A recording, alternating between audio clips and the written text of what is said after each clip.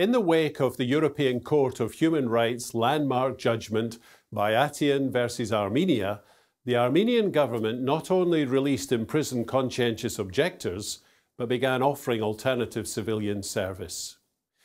Two prominent human rights experts, Mr. Niles Muzhnieks and Mr. Richard Clayton, discuss how this right of conscientious objection to military service is now recognized as part of one's freedom of thought, conscience, and belief. These experts also consider the implications of acknowledging this right in its effect on national security and its need for global recognition.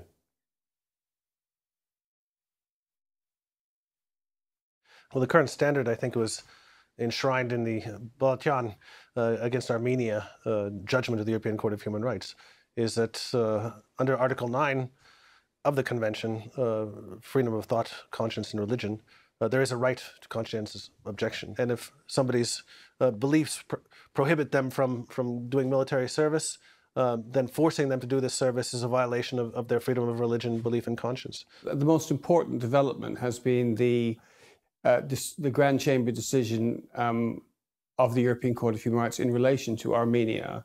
It basically catapulted conscientious objection from being a relatively minor figure in the human rights world to being a much more significant one. Almost every country now recognizes the right to conscientious objection, and there is a consensus on this Europe-wide, and this is why they took this path-breaking judgment. And I think the court was very far-reaching in recognizing that a consensus now exists, and this is no longer a matter for individual member states to decide.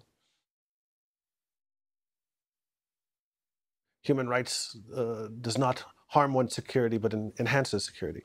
I very often hear the argument that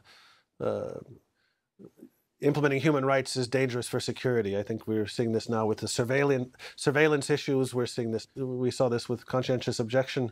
So I would say that yes, of course, states have a responsibility to protect the security of their population, but they must do so while upholding human rights, and that there's no contradiction between the two.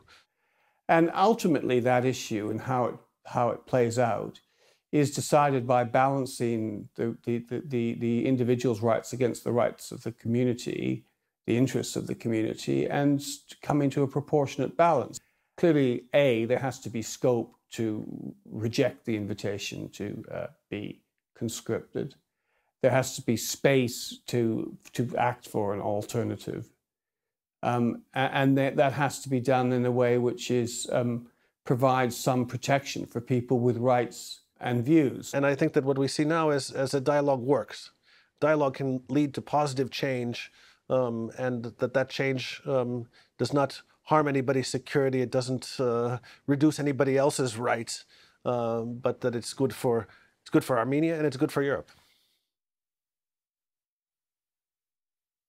The question of conscientious objection being part of an individual's right to express their thoughts is a universal point which ought to prevail in any part of the world. There's no reason why one should regard it as an inherently European. I mean, it's just an issue of principle, and the principle seems to me to have equal force wherever it applies. So I'm hoping that this will have good echo effects, and that member states will be proactive and change their policies and not wait for additional judgments from the European Court of Human Rights.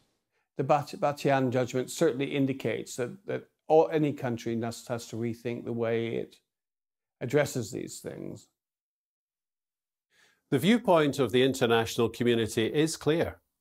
The right of conscientious objection to military service applies everywhere as part of one's freedom of thought, conscience, and belief. In practice, all but a small number of countries recognize this fundamental right. Even so, many are now in prison in Eritrea, Nagorno-Karabakh, Singapore, Turkmenistan, and more than 600 in South Korea. Jehovah's Witnesses look forward to the time when all respect the dignity of fellow humans and their conscience.